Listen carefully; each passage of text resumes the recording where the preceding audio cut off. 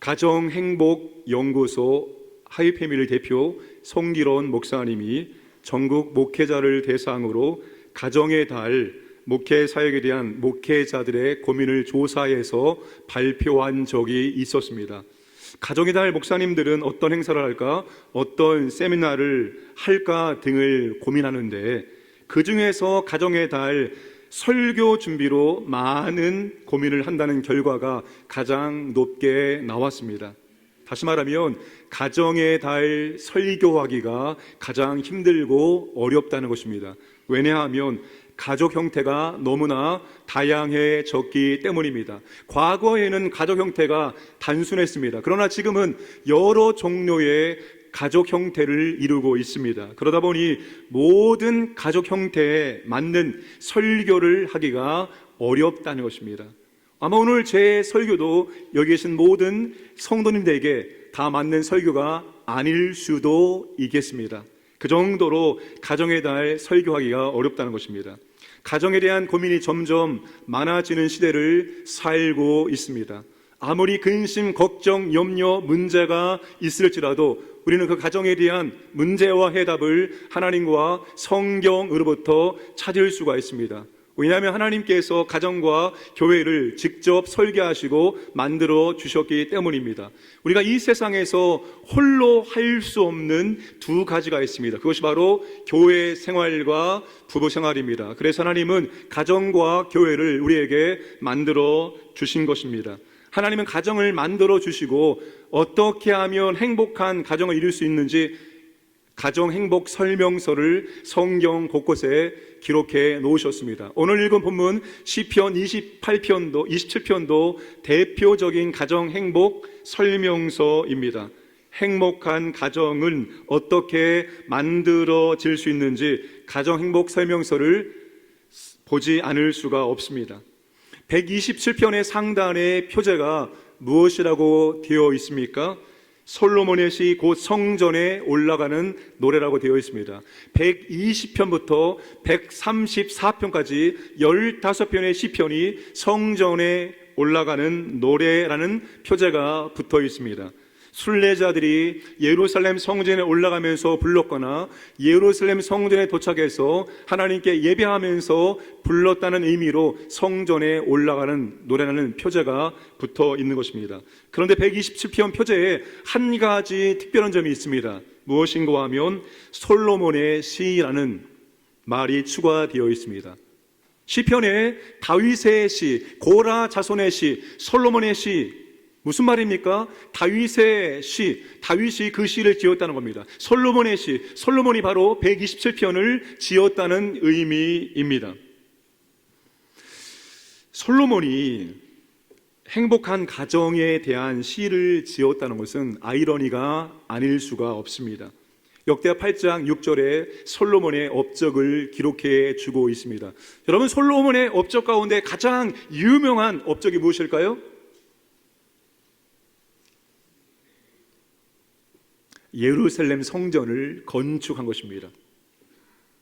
그것이 솔로몬의 가장 유명한 업적 가운데 하나입니다. 그런데 그 밖에도 궁전과 군사 목적 여러 성들 그리고 많은 건축물들을 남겼습니다. 솔로몬은 건축광이라고 불릴 정도로 정말 많은 건축물을 남겼습니다. 솔로몬은 건물을 세우는 일에는 업적을 남길 정도로 성공했습니다. 그러나 가정을 세우는 일에는 실패했습니다. 명백한 증거가 열왕기상 11장 3절 말씀입니다. 함께 읽겠습니다. 왕은 후궁이 700명이요 첩이 300명이라 그의 여인들이 왕의 마음을 돌아서게 하였더라. 후궁이 700명이고 첩이 300명이었습니다. 무려 1000명이었습니다. 여러분, 야곱이 4명의 아내와 살았습니다. 야곱이 4명의 아내와 살을 때 그의 가정이 행복했을까요? 기뻤을까요? 즐거웠을까요?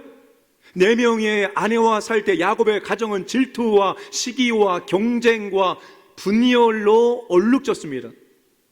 솔로몬이 이렇게 많은 아내와 살면서 이 아내들은 솔로몬의 마음을 하나님으로부터 멀어지게 하고 우상을 섬기게 했습니다. 믿음의 실패는 가정의 실패로 연결되었습니다. 가정세에 실패한 솔로몬이 가정 행복 설명서를 지었다는 것이 아이러니입니다.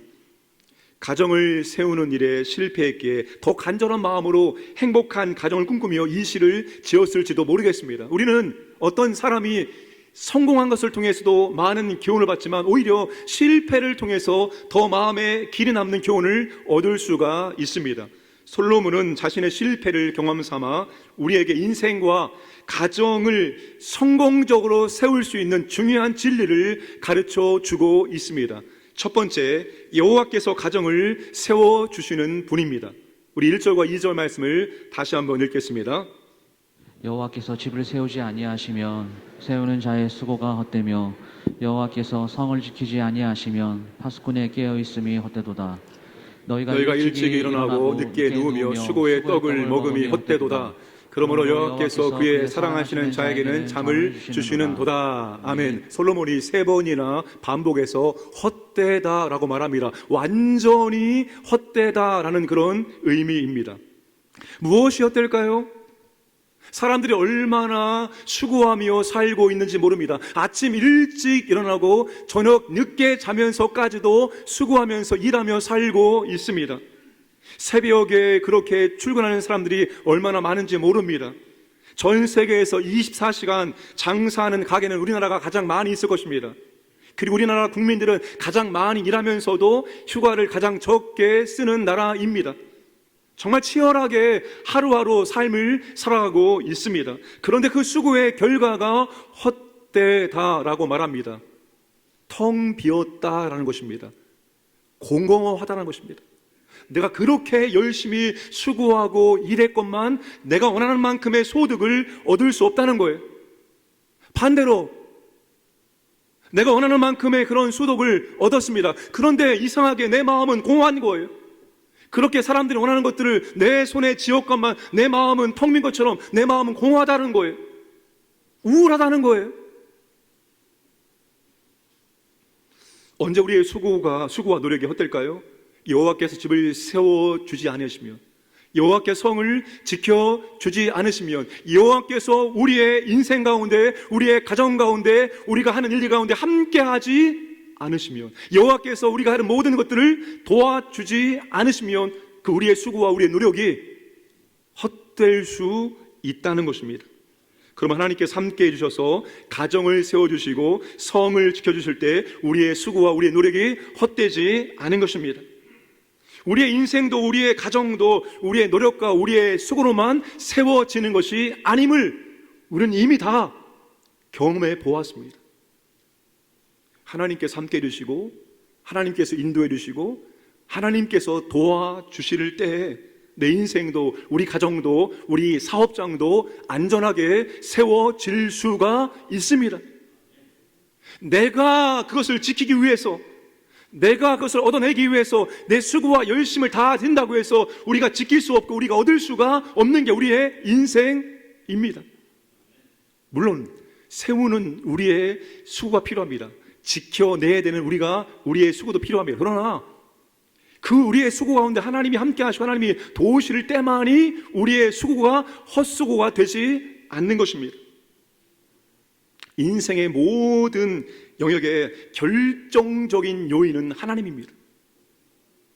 왜 우리 인생의 결정적인 요인이 하나님입니까? 우리 인생의 출발이 하나님으로부터 시작됐기 때문이에요. 우리가 원해서 태어난 게 아닙니다. 하나님이 우리 인생의 출발을 가능케 하신 분입니다. 우리 인생을 출발해서 우리가 인생을 살아나가면서 우리에게 얻어지는 것들이 있습니다. 그 모든 것들이 하나님이 우리에게 주시는 몫이라고 말합니다. 나는 이만큼을 얻고 싶은데 실제로 이만큼 얻을 수 있고, 나는 이만큼 얻었는데 이만큼을 얻을 수 있어요. 하나님께서 각자의 허락하신 몫을 우리는 받고 얻고 누릴 수가 있는 거예요. 이게 바로 우리의 인생입니다. 아마 2주 전에 5월 10일 여중왕님께 위임식을 하나님 은혜 가운데 잘 마쳤습니다. 새로 오신 목사님이 저와 신대원 동기라는 것을 뒤늦게 알게 되었습니다. 근데 그 목사님께서 여주교회에 오기 전까지 무려 2개의 교회에서 시무 목사를 하다가 결국 위임을 받지 못했다는 거예요. 2개 교회 담임 목사를 했어요. 위임을 받아야 되는데 본인 스스로의 잘못 때문이 아니라 교회에 문제가 생겨서 결국 위임받지 못했다는 거예요. 그리고 이제 내 목회의 생명은 끝났구나 나는 더 이상 이제 목회자로서의 삶을 살 수 없겠구나 라고 생각할 때 제가 다른 분의 소개를 받아서 11월 초에 전화를 드렸습니다. 그렇게 시작해서 5월 10일에 위임식을 마쳤습니다. 불과 4개월, 5개월 만에 위임 목사가 된 것입니다. 다 끝나고 나서 그 목사님이 저한테 말합니다. 목사님, 내가 지난 4년 동안 위임받기 위해서 그렇게 수고하고 그렇게 기도하고 그렇게 했는데 안 됐습니다. 그런데 하나님이 개입하시고 인도하시니까 단 4개월 만에 5개월 만에 이것이 이렇게 될 수가 있었습니다. 아니, 그렇게 진행되어지는데 그것을 혹시라도 문제가 생겨서 잘못될까 봐 그것을 불안해하는 거예요. 사랑하는 여러분, 우리가 아무리 하려고 해도 하나님께서 허락하지 않으면 안 되는 거예요. 그러나 하나님의 은혜와 하나님의 도우심과 하나님의 역사가 임하면 수십 년 안 돼도 단 며칠 만에, 단 몇 달 만에 이루어질 수 있습니다. 이스라엘 백성들이 바벨론 포로를 마치고 고개 돌아옵니다. 성전을 재건하고자 했습니다. 그런데 성전 재공사가 막혔습니다. 무려 16년 동안 중단되었습니다. 그런데 하나님께서 사람들의 마음에 감동을 주시니까 무려 짧은 기간에 다시 성전이 재건될 수가 있었습니다. 성벽 재공사도 그 수많은 반대와 위험 속에서 52일 만에 완성될 수가 있었습니다. 그러니까 하나님이 함께 하시고 하나님이 도우시면 얼마든지 이런 일들은 지금도 일어나고 있습니다. 우리의 인생, 우리의 가정, 하나님이 함께 하시고 하나님이 도우시고 세워주실 때 우리의 가정도 우리의 인생도 세워질 줄로 믿으시기를 바랍니다. 미국 남북전쟁 당시 남부연합군의 장군이었던 스털링 프라이스는 대공황 시절에 우리는 우리의 집을 잃고 호황 시절에는 우리는 우리의 가정을 잃는 경향이 있다는 말을 남겼습니다. 무슨 말입니까? 힘들 때는 집을 잃어버리고 잘 될 때는, 살만할 때는 가정이 깨어지는 경우가 많이 일어나게 된다는 것입니다. 오늘 우리가 살고 있는 이 시대가 그렇습니다. 2021년 혼인 건수는 19만 3천 건이었습니다. 19만 3천 쌍이 혼인 관계를 맺었습니다. 2021년 이혼 건수는 10만 2천 건이었습니다. 통계청의 2021년 혼인 이혼 통계 자료에 나타난 혼인 건수 대비 이혼 건수 비율이 무려 53%에 이릅니다. 신혼 이혼도 높아지고 있지만 그 못지않게 황혼 이혼도 높아지고 있다고 말하고 있습니다. 우리 남성들은 아내를 끔찍하게 사랑해 주시길 바랍니다. 부부가 함께 가정을 지키고 아름다운 가정을 세우기 위해서 노력을 해야 한다는 것입니다. 가정은 그냥 지켜주는 것이 아닙니다. 우리의 노력이, 사랑의 노력이 필요한 것입니다. 그리스도인 부부가 성경적 가치관 아래 가정을 유지하기 위한 필요한 실천이 있다고 말합니다. 이것은 가정 사역자들이 말하고 있는 이야기입니다. 잠들기 전에 부부가 함께 서로를 축복하는 기도 시간이나 그와 비슷한 의식을 하라고 말합니다. 잠들기 전에 손을 꼭 붙잡고 당신 오늘 하루 수고했어, 정말 고마워, 감사해, 이런 말들을 서로 주고받아야 된다는 거예요. 꼭 이번 주 한 주 내내 실천하시기를 바랍니다. 그리고 작은 갈등이 있을지라도 에베소 말씀처럼 하루가 지나기 전에 풀어야 한다는 거예요. 그래야지 감정적으로 쌓이지 않는다라고 말합니다. 가정과 인생을 생각할 때 불안한 마음이 없지 않아 있습니다. 잘 돼야 하는데 잘 될 수 있을까? 잘 되지 않으면 어떻게 할까? 이런 염려와 이런 불안과 이런 초조를 우리가 가지고 있습니다. 우리의 수고로만, 우리의 노력으로만 하려고 한다면 우리는 이런 불안과 초조와 염려로부터 자유로울 수가 없을 것입니다. 그러나 우리가 감당할 수고를 최선을 다하여 감당하고 하나님을 의지하고 하나님께 맡겨드리면 오늘 우리는 불안과 초조와 염려로부터 자유할 수 있습니다. 하나님이 오늘 우리에게 그것을 말씀하고 계십니다. 2절 끝부분에 뭐라고 말씀하십니까? 그러므로 여호와께서 그의 사랑하는 하시는 자에게는 잠을 주시는도다. 세번역에서는 진실로 주님께서 사랑하시는 사람에게는 그가 잠을 자는 동안에도 복을 주신다. 갓난 아기를 돌보는 엄마는 아이가 잠들면 아이를 위해서 무엇인가 준비를 합니다. 마치 하나님께서 우리를 갓난아기를 돌보듯이 우리가 잠자고 있는 동안에도 하나님 우리를 위해서, 우리에게 복주기 위해서 일하신다는 거예요. 하나님은 졸지도 주무시지도 않는 분이기 때문입니다. 시편 121편 4절 다 함께 읽겠습니다. 이스라엘을 지키시는 이는 졸지도 아니하시고 주무시지도 아니하시리로다. 하나님께서 우리를 재우시고, 하나님은 절대로 졸지도 주무시도 않고 우리를 위해서 하나님은 일하고 계십니다. 여러분, 우리가 주일날 우리가 하고 있는 일들을 멈추고 이렇게 나와서 하나님을 예배드려도 우리의 삶이 하나님의 은혜와 하나님의 능력 때문에 유지가 되는 것이지, 내가 열심히 쉬지 않고 일함으로 말미암아서 우리의 인생이 유지가 되는 것이 아닙니다. 그러니까 여러분, 우리가 하나님이 세워주어야지만 세워줄 수 있다 생각하시고 우리가 감당할 수고를 최선을 다해 감당하시고 나머지는 하나님께 맡겨드리고, 염려하거나 불안해하거나 초제하지 마시고 단잠을 주무시기를 주님의 이름으로 축복합니다. 솔직히 제가 서울에 올라오면서 아이들을 걱정을 많이 했습니다. 이 아이들, 세 아이들이 서울 생활에 잘 적응할 수 있을까? 솔직히 걱정이 되었습니다. 시골에서 막 마음껏 뛰어놀다가 서울은 굉장히 공부를 열심히 하는 곳이 아니겠습니까? 이런 곳에 와서 아이들이 잘 적응할 수 있을까? 참 염려를 많이 했어요. 할 수 있는 것은 한 가지밖에 없습니다. 하나님께서 이 아이들을 책임져 주시길 원합니다. 저는 하나님이 맡겨주신 교회를 최선을 다해서 한번 섬겨보겠으니까 하나님이 나머지 세 아이를 책임져 주시길 원합니다라고 기도밖에 할 수 있는 것이 없었어요. 그런데 지금 아이들이 너무 적응을 잘하는 거예요. 제가 생각했던 것보다 훨씬 더 적응을 잘하고, 우리가 이놈은 저놈은 이렇게 하나님께 쓰임 받았으면 좋겠다는 마음을 가지고 이름을 지었고 기도했는데 지금까지는 그 방향으로 가고 있는 것처럼 보여집니다. 지금까지는. 그래서 제가 마음이 굉장히 지금 편안합니다. 하나님께서 저 아이들의 인생을 붙잡아 주시고 인도하시면 되겠구나, 되는구나, 그렇게 마음을 먹고 있습니다. 하나님이 함께 하시고 하나님이 도와주시고 하나님이 세워주시면 우리의 인생도, 우리의 자녀들도, 우리의 사업장도 세워질 줄로 믿으시기를 바랍니다. 두 번째는 하나님은 가정에 자식을 선물과 상으로 주십니다. 우리 3절 말씀 함께 읽어보겠습니다. 보라, 자식들은 여호와의 기업이요 태의 열매는 그의 상급이로다. 여호와의 기업이라는 것은 하나님의 선물이라는 것입니다. 그의 상급이라는 것은 하나님의 보상, 대가, 상이라는 것입니다.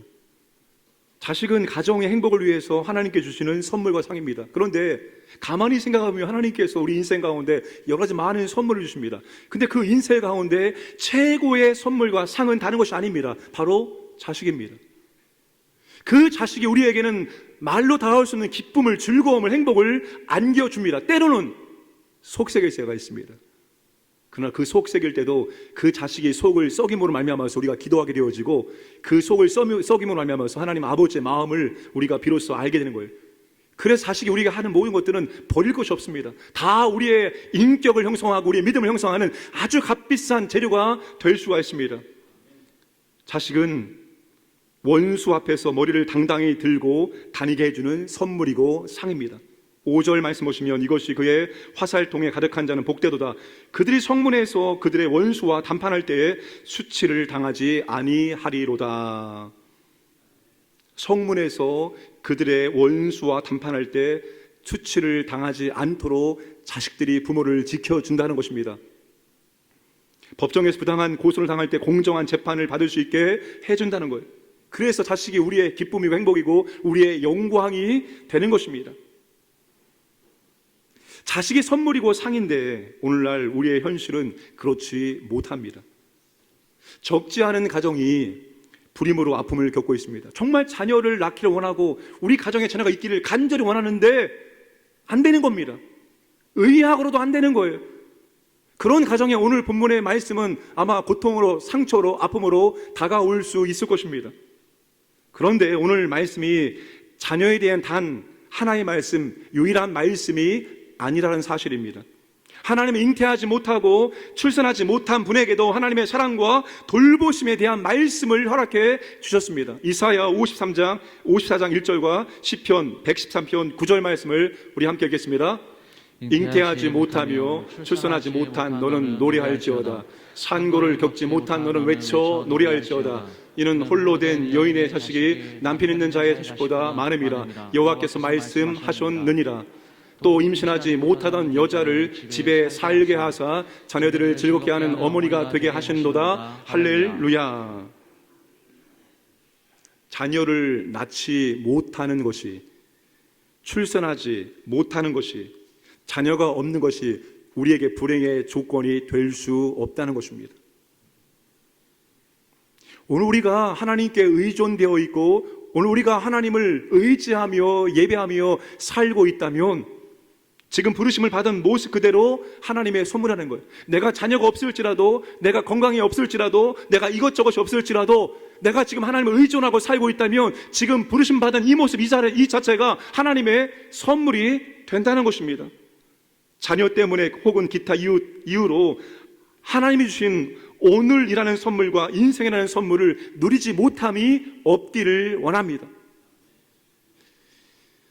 탤런트 김혜자 씨가 제55회 백상예술 대상 TV분에서 대상을 받고 소감을 나눴습니다. 근데 그때의 그 소감이 정말 인상적이었고 정말 마음에 남았습니다. 그 수상 소감은 자신의 그 드라마의 한 대사였습니다. 시청자들이 굉장히 사랑해 주었던 그 대사를 대본에서 찢어가지고 와서 그 자리에서 읽었습니다. 대사를 다 애울 수 없어서 대본을 찢어와서 읽는다라고 말하면서 그 대본을 읽어 내려갔습니다. 내 삶은 때론 불행했고 때론 행복했습니다. 삶이 한낱 꿈에 불과하다지만 그래도 살아서 좋았습니다. 새벽에 찡한 차가운 공기, 꽃이 피기 전 부는 달콤한 바람, 해질 무렵 우려 나오는 노을의 냄새, 어느 한순간도 눈부신 날이 없었습니다. 지금 삶이 힘든 당신, 이 세상에 태어난 이상 이 모든 걸 누릴 자격이 있습니다. 후회만 가득한 과거와 불안하기만 한 미래 때문에 지금을 망치지 마십시오. 오늘을 살아가세요. 눈부시게. 당신은 그럴 자격이 있습니다. 누군가의 엄마였고 누군가의 아빠였고 누이였고 딸이었고 나였을 그대에게 이 말을 꼭 하고 싶습니다. 감사합니다. 오늘 우리가 이러한 삶을 살아가야 하지 않겠습니까? 예수 믿는 사람들의 가정 참 아름답구나. 나보다 가진 걸 없고 나보다 부족한데 왜 저렇게 아름답게 행복하게 살아갈 수 있을까? 참 예수 믿는 가정이 아름답구나. 여러분, 이런 모습을 우리가 믿지 않은 사람들에게 보여줘야 되는 것이 아니겠습니까? 하나님이 오늘 우리에게 주신 선물 같은 이 하루를 우리는 즐거워하며 기뻐하며 살아가야 한다는 것입니다. 또 하나 우리의 현실이 아픈 것은 오늘 우리가 저출산 시대를 살고 있다는 것입니다. OECD 37개국 중에서 유일한 출산율 0점대를 기록하는 나라는 우리나라입니다. 2020년 0.84명, 2021년 0.81명. 저출산을 넘어 지금은 초저출산을 달리고 있습니다. 왜 이렇게 아이들을 안 낳는 것일까요? 저는 3명이나 낳기 때문에 이 말을 할 수 있습니다. 여러 가지 이유 때문에 자녀 낳기를 거부하고 있습니다. 그런데 여러분, 우리 인생 가운데 가장 최고의 일, 가장 위대한 업적이 무엇인지 아십니까? 우리 인생의 최고의 위대한 일은 다른 것이 아닙니다. 우리가 살아있는 동안에 자녀를 낳고 양육하는 것, 그것이 우리 인생의 최고의 업적입니다. 최고의 일입니다. 창세기 5장을 보시면 똑같은 형식으로 반복이 되어집니다. 누가 누구를 낳고 몇 년을 지내며 자녀를 낳았고 몇 세에 죽었다입니다. 이것이 바로 인생을 한 문장으로 요약한 것입니다. 인생을 한 문장으로 요약하면 태어나고 낳고 죽었다입니다. 아무리 인생을 살면서 수많은 위대한 일들을 많이 우리가 할 수 있겠지만 그 인생을 한 문장으로 요약하면 그는 태어나고 낳고 죽었다인 거예요. 그러니까 그 인생의 가장 위대한 일은 자녀를 낳고 그 자녀를 양육해내는 것이 가장 위대한 일입니다. 우리는 그 자녀를 낳고 양육하면서 하나님 아버지의 마음을 알 수 있고 십자가에서 자신을 내어준 그 예수님의 고귀한 십자가의 사랑과 은혜를 비로소 알게 됩니다. 무조건적인 계산 없는 그 사랑을 자녀에게 쏟아부으면서 우리를 그렇게 사랑해 주신 하나님 아버지와 우리를 위해서 모든 것, 자신의 생명까지 내어주신 예수님의 그 십자가의 사랑이 느껴지는 거예요. 그래서 자녀를 낳고 그 자녀를 양육하는 것이 이 땅에서 우리가 할 수 있는 위대한 일, 가장 위대한 일입니다. 말라기 선자는 결혼의 목적 가운데 하나가 경건한 자손을 얻기 위함이라고 했습니다. 우리가 여러분 자녀를 낳고 그 자녀를 믿음의 자녀로 양육해내는 일은 정말로 가장 위대한 일이 아닐 수 없습니다. 나보다 나의 자녀가 하나님께 더 위대한 믿음의 사람 되기를 원합니다. 그렇게 우리가 양육해내기를 주님의 이름으로 축복합니다. 그러기 위해서는 우리 할머니 할아버지가 이렇게 말해 줘야 됩니다. 낳기만 해라, 내가 키우겠다. 낳기만 해라고 내가 멋있는 믿음의 디모데와 같이 내가 믿음으로 기도로 키워주겠다. 좀 그렇게 좀 힘을 불어 넣어야지 자녀가 걱정하지 않고 날 수가 있습니다. 우리 교회는 그렇게 풍성한 자녀가 있는 믿음의 가정 되기를 원합니다. 아마 천국도 다자녀 혜택이 있을 것 같아요. 이렇게 안 낳는데 하나님께서 내가 결혼의 목적이 경건한 자손 얻기 위함인데 분명히 하나님께서 몇 명 낳았어? 3명입니다. 오케이, 통과. 그러니까 우리가 좀 많은 자녀를 낳을 수 있도록 우리 당회를 특별히 잔원이들 좀 이번에 당회를 통해서 한 4명 정도 나면은 그냥 어디 좀 성지순례를 보내줄까요? 진짜 우리 교회가 적극적으로 정말 출산 장려 운동을 펼쳐야 됩니다. 과거 기독교는 여러분 한국교회에서 정말 나라가 힘들고 어려울 때마다 항상 앞장섰던 게 바로 교회였습니다. 교회가 먼저 앞장서서 나라의 어려운 문제들을 해결해 나갔어요. 저출산 교회부터 우리 믿음의 사람부터 이 일에 앞장서기를 주님의 이름으로 축복합니다. 자녀는 내 소유가 아니라 하나님이 기업입니다. 잠시 맡겨 주었을 뿐입니다. 이제 자녀들이 우리의 품을 떠날 때가 분명히 찾아오게 됩니다. 이미 품을 떠난 자녀들도 있을 것입니다. 우리가 함부로 할 수 없습니다.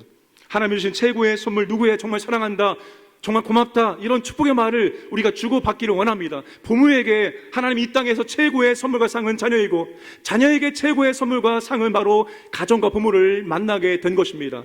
부모와 자녀가 한 가정 이루면서 살아가는 것이 하나님께서 이 땅에서 우리에게 주신 최고의 선물이고 상입니다. 그러니까 비교하지 마시기를 바랍니다. 그러니까 무관심으로 일관하지 마시기 바랍니다. 그러니까 무반응으로 일관하지 마시기를 바랍니다. 정말 진심으로 관심을 갖고 사랑하고 축복하고 함께하기를 주님의 이름으로 축복합니다. 세 번째, 부모와 자식은 장사와 화살의 관계입니다.